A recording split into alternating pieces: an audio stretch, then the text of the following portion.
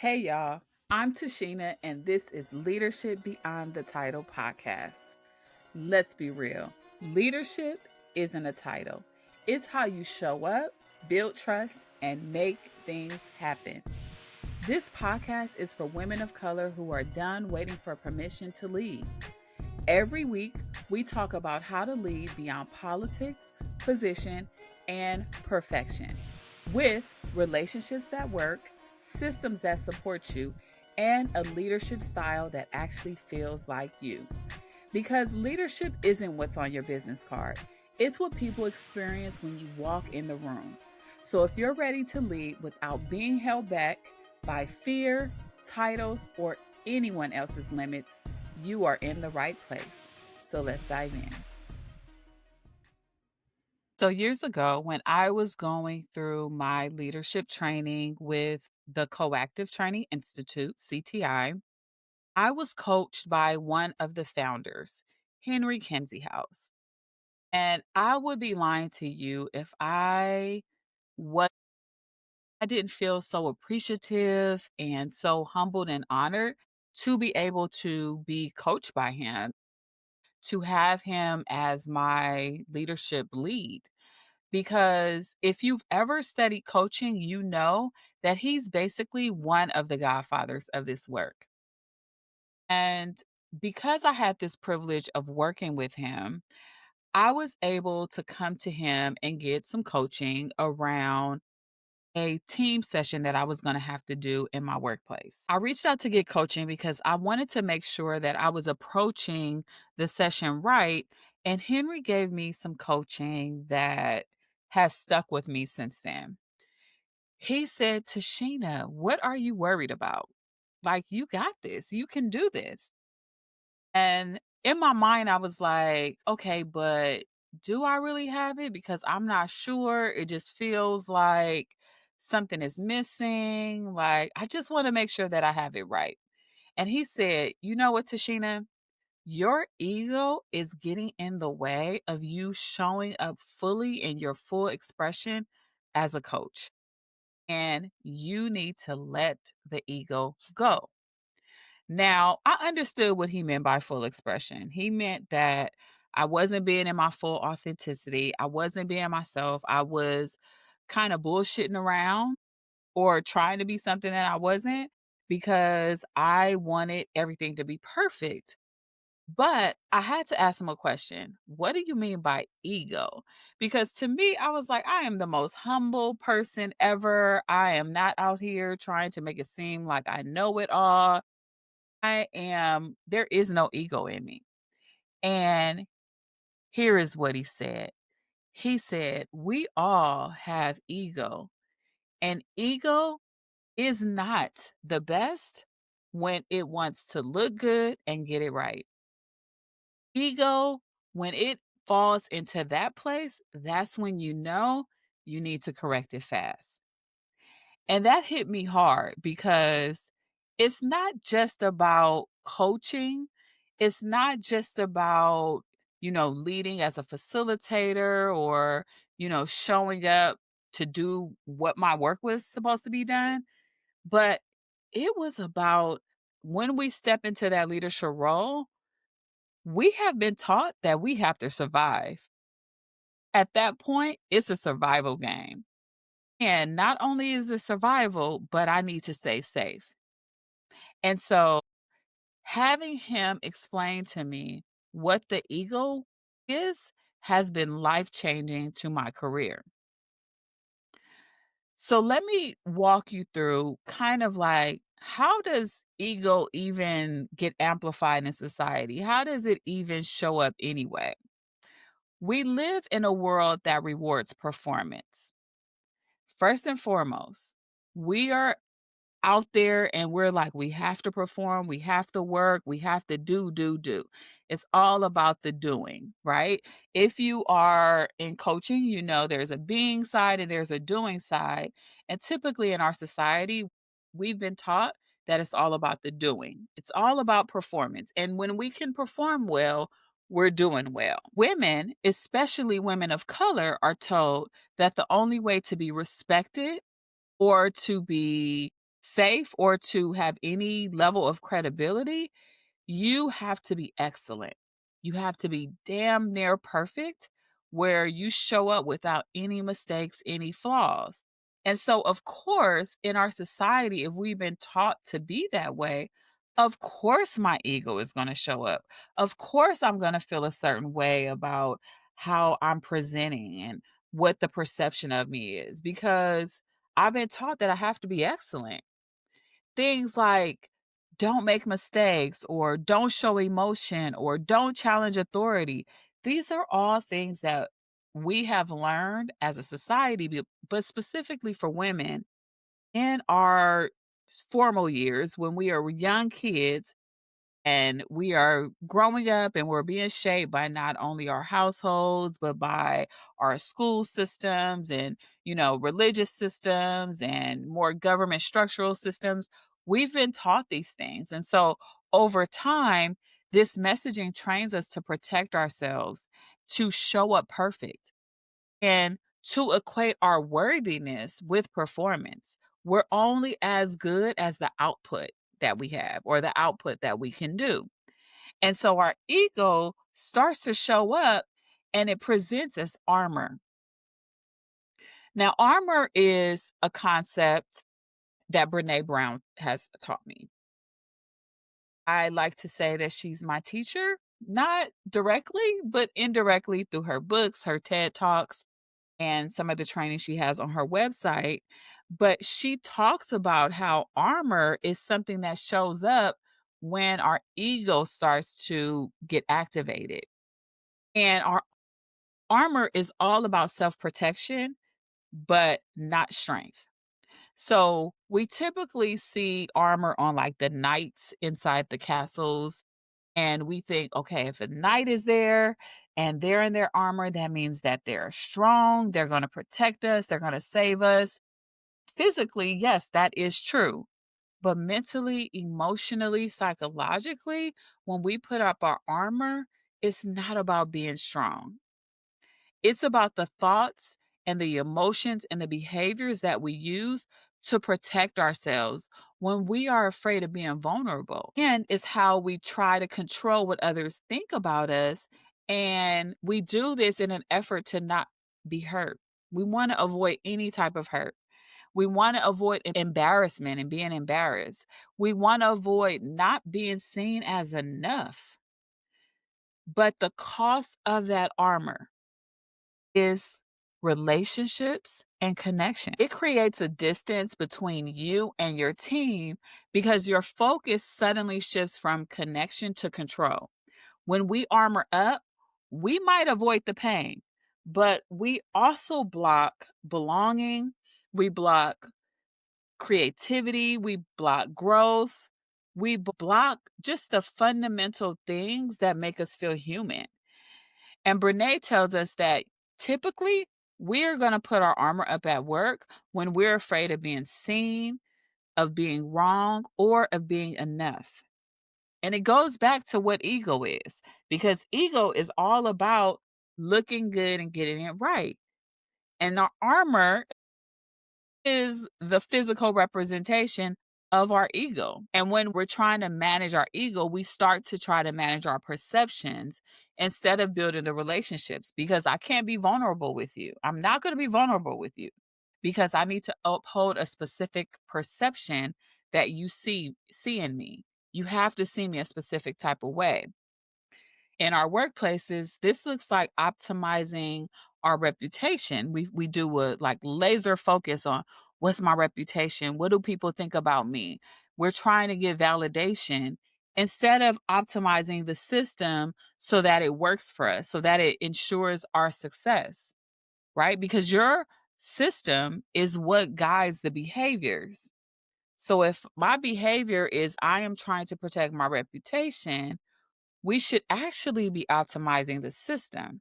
We should be looking at the system deeply, but we don't because when our ego is in the way, we're like, I got to protect my reputation. And because your reputation is important to you now, and that's where you're focused, we see the behaviors like micromanaging, overworking, being controlling, avoiding hard conversations, all because you are protective of how you're seen. And suddenly, there's these patterns. If you look across your organization, you'll be able to see all of these patterns that are happening in your organization, and guarantee you could tie all of them back to the ego. I guarantee if you're micromanaging, you're probably trying to look good. If you are overworking, you want to get everything right. I guarantee looking good, getting it right is always going to go back to this concept of the ego. So here are some very specific, tangible things or signs that let you know that you're leaning from the ego. Now, before I jump into that, though, I want to tell you the thing about ego is that it's not bad. So I didn't want to start this episode off and frame it as like your ego is bad and it's not a good thing and blah, blah, blah. Because the God's honest truth is that it's a protective element in you. It's like your inner bodyguard that's trying to shield you and protect you from rejection or embarrassment. It's also trying to protect you from feeling like you have no sense of control or power. It's protecting you. It's the things that, we have been shaped to use because in our society as we're growing up, we have figured out the mechanisms that help us to protect ourselves. The problem is when we get older and we're still going to those default reactions to protect ourselves, when that's when your ego becomes a problem. I am certified in the Leadership Circle Profile, or the LCP. And in the LCP, it talks about reactive tendencies and creative tendencies. Your creative tendencies are things that's more of your higher being self. It's like the ability to be response able for your world. It's the ability to be solution oriented, to think bigger, systems thinking and not, just what's here right now, future focus, visionary, like all of these things are or creative tendencies. But the reactive tendencies are the things that are directly attached to ego. It's directly attached to protection. And they give three buckets that these reactive tendencies fall into, which are controlling, protecting, and complying. And these become instincts. And your instincts are the things that are natural to you. You don't even have to think about it. Unconsciously protect, unconsciously control, unconsciously comply. And within that, you're going to find things like people pleasing. You're going to find things like creating distance. You're going to find things like that in there in these reactive tendencies because these are the unconscious ways that we've learned to protect ourselves. It's the unconscious ways that we've learned to be good and do everything right. But these are not strategies for growth. They don't help you become a better leader. Now, above the surface, they may look like strong leadership. She's got it together. She's keeping everything under control. She's able to make sure all her I's are dotted and her T's are crossed. She's a strong leader. But under the surface, there's so much fear. There's so much like, oh my God, I cannot fall. Oh my God, I can't make a mistake. And you will see some consequences of that, which is burnout, which is, missing deadlines, which is being more direct and more aggressive with the people that you work with. You're going to see that, but it's all rooted in this one word, fear. And because if you as a leader show up that way, it is going to affect how your team communicates. It's going to affect the trust that you have between you and your team. And it's going to affect how they perform because fear isn't a sustainable practice in leadership. It's just not. And so we have to be careful when we're leading from fear. And the way you know you're leading from fear is because you're focused on what's happening right now. You're reacting to everything versus being the type of person that is proactive and being creative like you should be as a leader. So let's take a deeper look to really understand what's happening.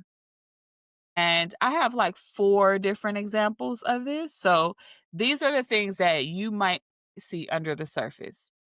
So you might see worthiness show up. And this is when the leader is like, my worthiness is attached to my outcomes, it's attached to how I perform, it's attached to some sense of like, I need to be validated. And what happens is you're the one who will get shit done all the time. You're going to work, work, work. You have a full task list because that's how you prove your value. Especially in environments that are questioning your credibility, you are going to make sure that you don't miss a beat. But what happens is in these type of environments where your worthiness is attached to a clear outcome or performance, and that's how you equate that, what happens is you start to micromanage, you start to overstep, you start to be more directive than collaborative. And it's because you feel like it's safer to hold on to things. Like you're not going to delegate in this environment because you are only as worthy as what you can get done and not what you can delegate. And so you don't want to do that. You don't want to delegate because one, you don't want to let things go, but two, you also don't want to make a mistake. And so your team is impacted by that because now they stop taking ownership. And they learn that if they try to take initiative on anything and be proactive, then they're going to get corrected or they're going to feel like I don't have any autonomy in the work that we're doing. Okay. Which eventually, if they're not doing anything and they're not stepping up to the plate, then you have just became a bottleneck.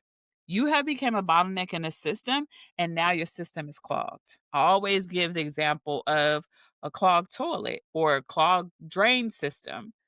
You don't wanna be that because what happens? Nothing good happens with that. You're gonna see floods, you're gonna not be able to flush the toilet, like, things are gonna happen like that, and so you have to be careful when you believe that your worthiness is tied to performance outcomes, and that's all. The second thing that I see in organizations or with leaders is that you believe the more visible you are, the more safe you are.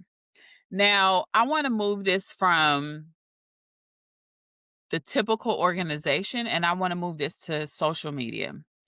So I know a lot of business owners who believe that I just have to be visible. And the more visible that I can be, the more safe I will be, the more money I would be, the more return on investment I will have, right? And they believe if I slow down, I will be less valuable. The algorithm is not going to, you know, show my stuff to all the people or I'm gonna be replaceable. They're gonna choose somebody else to work with and not me. And so it goes back to safety, but it also goes back to this validation. It goes back to feeling like your worthiness is attached to your visibility. And so that means you're safe. Now, if you fill every gap, if you are attending every meeting, or if you're carrying more than you know that you can carry, 9 times out of 10, it has to do with visibility. And so you want to look at that. You want to look more deeply at that. Because if you don't, the impact is that you're going to have a team or you're going to have people that's going to try to do exactly what you do because they think that they have to keep up with you to be successful. Or you'll hear phrases like, I sleep when I'm dead, I got to hustle harder, team no sleep. You're going to hear all of that because you have equated your visibility and your ability to get things done with being able to be visible, being able to be out there, right? We outside. The more we can be outside, the more valuable we are, right?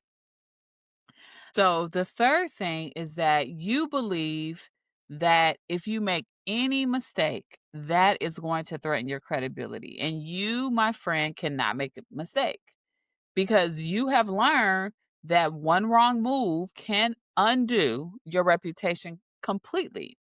Now, I want to be clear for many of us, especially women of color, that is not imagined. That is a real thing. And we've seen how quickly credibility can be stripped away. You can be late to work. She's not ready to be a leader. You could have missed a deadline. She's not ready to be a leader. You could have experimented with something and it didn't go well. She's not ready to be a leader. That is real. One mistake can become your reputation. It can become your performance review, or it could be, something that's like your headline. It's following you everywhere you go.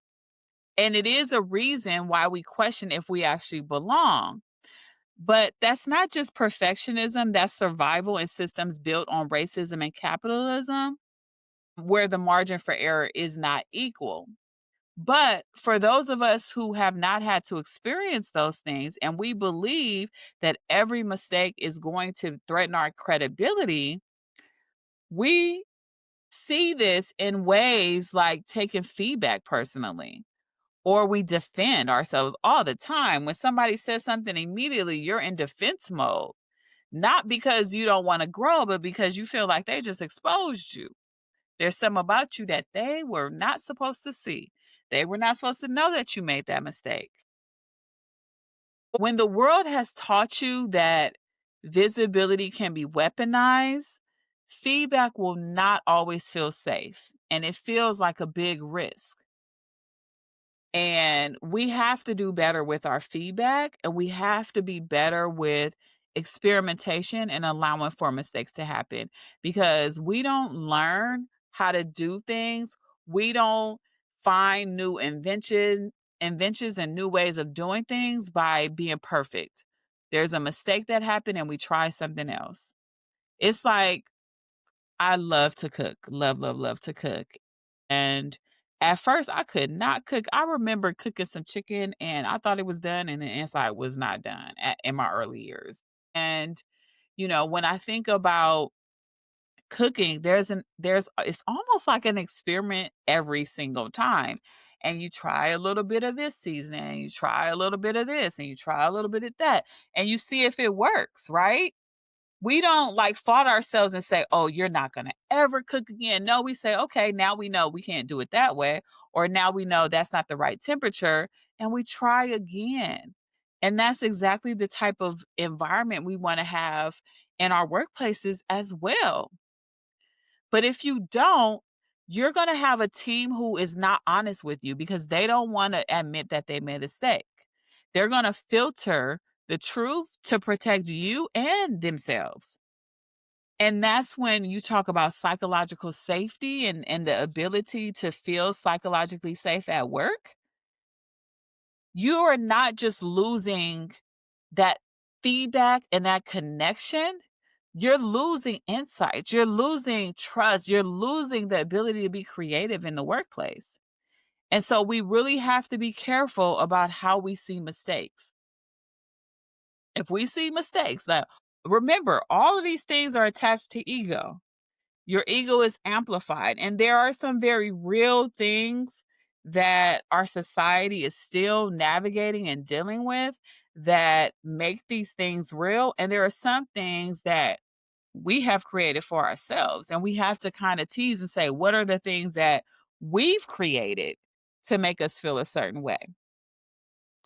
And then the last thing is that you believe that if there's too much visibility on you, or if you are fully your authentic self, it's going to cost people respecting you. I remember growing up or starting work, and I remember my mom telling me, like, keep your personal and your business separate. And so I would say, only in the last maybe 5 years have I been comfortable bringing my humanity into the workplace. But before that, when I'm at work, don't ask me about home. 'Cause no, you can't. How was your weekend? It was fine. What'd you do? Same old, same old. I know I'm not the only one who answers this way. I know I'm not. But I've answered this way because they had to be separate. Because if someone fully knew who I was and what I did, that was a threat, right? For me, leadership means I had to be composed. I had to be polished. I'm not going to share what was happening in this Black household with my kids. No, I would never tell you that. So what happens in the workplace is instead of like fully embodying leadership, I'm performing leadership. I'm putting on a show. How was your weekend? Oh my God, it was so amazing. It was great. I got to hang out with my kids. It was amazing. But I'm not really saying anything, but I'm saying enough to make you say, oh, that's wonderful. Right. And then I have to always be poised. I have to be articulate. And I have to always be inspiring and ready, but I wasn't accessible. You couldn't just like stop in and drop in on me. Tell me what's going on first. Let me get prepared before it happens. That's exactly how it was, right? And so the impact of that is that people felt the distance from me. I did always get that I was a little aloof. Part of that was just because I do value my alone time as an introvert, but another part of that was that I had to protect myself. And what I noticed was that people admired me, but they didn't wanna approach me because they was like, "I don't know, she seems kinda mean or she doesn't seem approachable."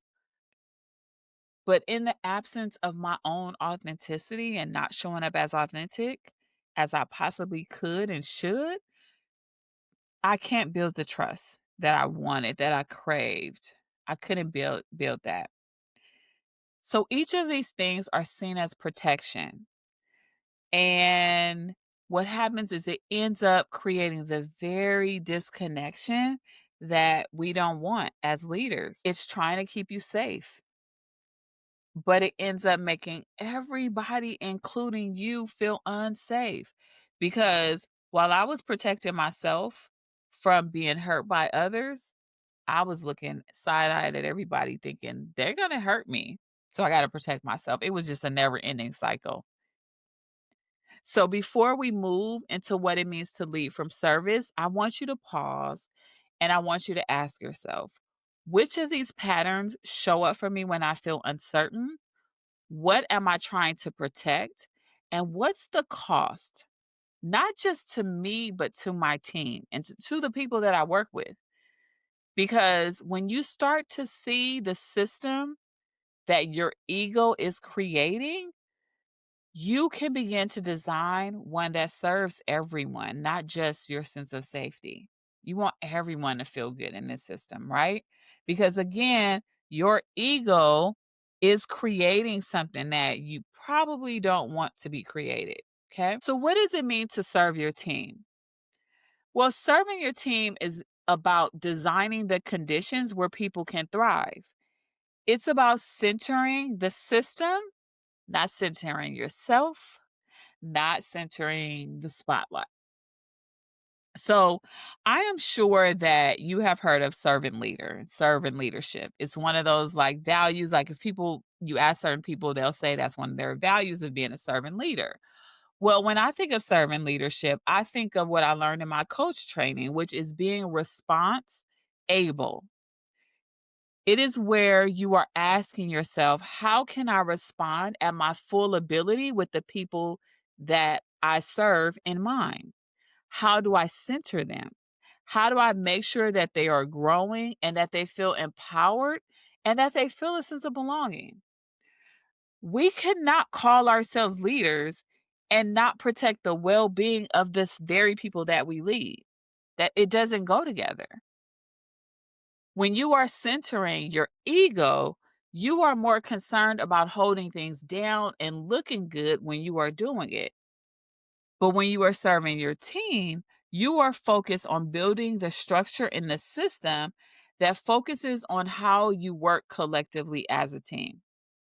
Because we're in this together. When you put your ego down, there's more relationship, there's more connection. To make this real for you, I want to talk about a framework that I use for leaders as they develop. And it's used by many people. It's not something that I've created on my own, but it's bucketed out into three things: the me, the we, and the us. When you first step into any formal leadership role. This is the big L leadership. So I got the big L leadership, which is the leader with the title, and the small L leadership, with this any leader in the organization. So when you step into that formal big L leadership role, or when you have like a sense of like, oh, I am a leader, right? Small L. Okay. You are laser focused on me. That's where we all start. We focus on, who am I as a leader? And you can say that this is where your ego becomes most active, because you are trying to prove your role. You are showing that you are cut out for the role or the opportunity. And so, of course, your ego is going to be activated. But when you move to be a more collaborative and more in partnership with others, you move to the we and the us. And now it's not just about you, but it's also about how you serve and you reciprocate the service with others. So when we go back to the leadership circle profile, you're moving into this creative awareness. It's not to say that you're not going to dip into reactive, because that reactive place, that ego place, it has served you. It has kept you safe. It has ensured your survival and your security. And so you're going to dip back into that. However, the hope is that you start to move into the collective leadership that is really important for you as a leader. And when you move there, this is where you start to lead from a service standpoint. When you realize there is no I in team, that there is strength in numbers, and that fostering community and collective leadership is more impactful than your own ego. Service driven leadership builds roots. It's deeply embedded. It's in the system. It's connected. Roots are connected underneath the surface. Okay. If you don't know that. And so service driven leadership builds roots that are connected. It's not just about the results. It's not just about what you see. You have to see all the things underneath the surface. So you stop being the engine and now you become the architect, because now you're designing the system for your people to thrive, because you understand that in order to serve your people, the system has to be optimized effectively to meet them where they are and to shape a better working environment. So if you're ready to shift out of ego, now you have some awareness of what it looks like, how it shows up, what are some signs that you can say, oh, okay, I see that. That might be connected to ego. So questions to ask yourself. Am I trying to look good and just get it right? Now, how do we shift from ego to service, to being a service driven leader? Now, shifting out of the ego is not going to be easy, but I want you to remember that the ego works for you. And so, because it works for you, you have to make sure you manage it well. And you have to manage it so that it's working effectively. It is the part that is designed to keep you safe. It is the part to preserve how you see yourself. It is going to protect how others see you. So I want to be clear, ego is not the enemy. Ego gives you your self-esteem. It's what allows you to believe in yourself, to take on hard things, to stretch beyond your comfort zone. But anything you overuse or fail to evolve and mature in can become a liability to your leadership. The work is not to erase your ego, it's to mature it. It's to help it evolve from self-protection to a shared purpose, so that you can be the best leader that you can be for yourself and for your team.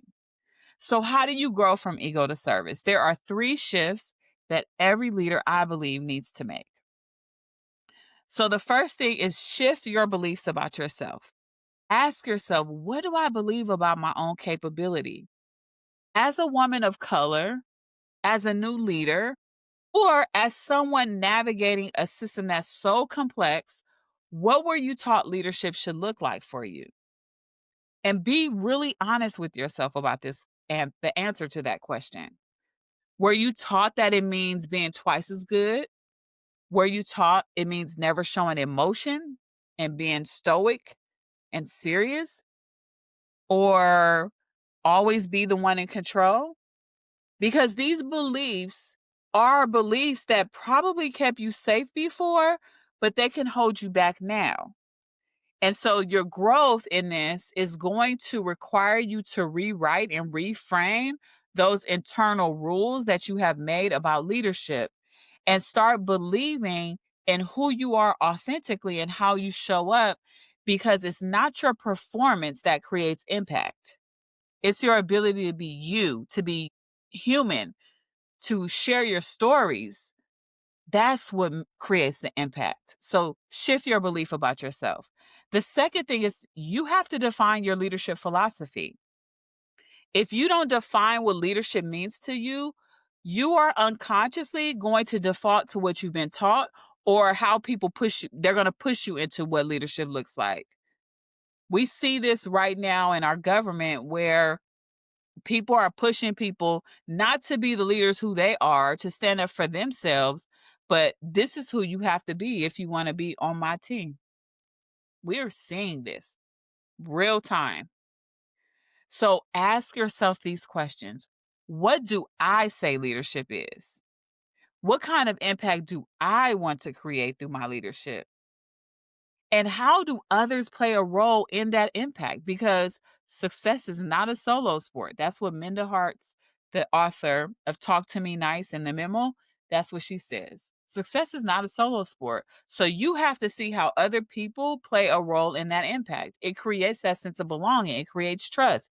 It creates connection. And you want that. Leadership is reciprocal. It's not independent at all. So when you define your philosophy, you stop leading on autopilot and you start leading intentionally, where you're going to be grounded in your values, not grounded in validation. So define your leadership philosophy. And the last thing is practice true service. Be a servant leader. Be that. It's the being. Be the servant leader. Don't just do service, be service. Service is not about self-sacrifice. It's not about I have to sacrifice things. It's about stewardship. It's about using your access, your information, your influence to make things better for others. It's to be an ally. It's to be a conspirator with other people. You don't want to gatekeep. You don't want to be in competition. You don't want to control people. That's not what practicing true service or stewardship is. So no gatekeeping, be transparent, no secrets, no silos, serve your team, and you will be creating the environment in which people can thrive. You're going to have to share the context. You're going to help them have to help them build capacity, their capacity to be in these spaces, to be resilient, to, do different things, do hard things. You're going to have to help them build that capacity. And then let people in on the why behind decisions. There's nothing more important than getting people aligned with you to share with them why. I've talked about this on my lives that I've been doing on LinkedIn for the past 17 days. I've been doing LinkedIn lives where I'm talking all about systems. And one of the things that continues to come up is, why do we do things? Why, why is my focus this? Why is this my leadership philosophy? Why do I approach work in this way? Share your why, because it brings back the human side of you. Because service, when you are service oriented, is going to build trust, and trust builds a team that can function even if you're not there, even if you go on vacation, even if you're in another room, even if you're, like, here you go, here, delegate this. They're going to be able to function when you are a servant leader. Okay. So those are the three things I want you to practice, and ask yourself as you're thinking about, how do I move out of ego into service? And that shift your beliefs about yourself, define your leadership philosophy, and then practice true service. Be a servant leader. So when I think back to Henry's words, I realized that ego was never the enemy. I've talked about this entire podcast. It has been a teacher for me because it has taught me where I still am trying to earn any level of belonging. And I realized that the moment you decide to serve your team, to serve others, instead of holding up this armor, everything will change for you. Your relationships are going to deepen. You're going to get a system that's more predictable, that is functioning well, that is resilient, that can stand the test of time. And you're going to also feel like leadership is lighter. It's easier than what you thought it was. I know people who don't want to go into the big L leadership because they're like, it's too much work, it's too stressful. That's because our system is flawed in some type of way, and there's probably a lot of ego happening, a lot, okay? So this week, I want you to reflect on one question. Where am I leading from fear of being seen as less than?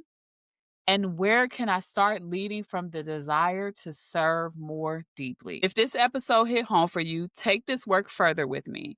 In my one on one coaching, I help leaders build teams that thrive through relationships, leadership, and systems. We can untangle your ego, we can look at the system, and then we can start to redefine survival so you can lead without being bound to what society says you are supposed to be.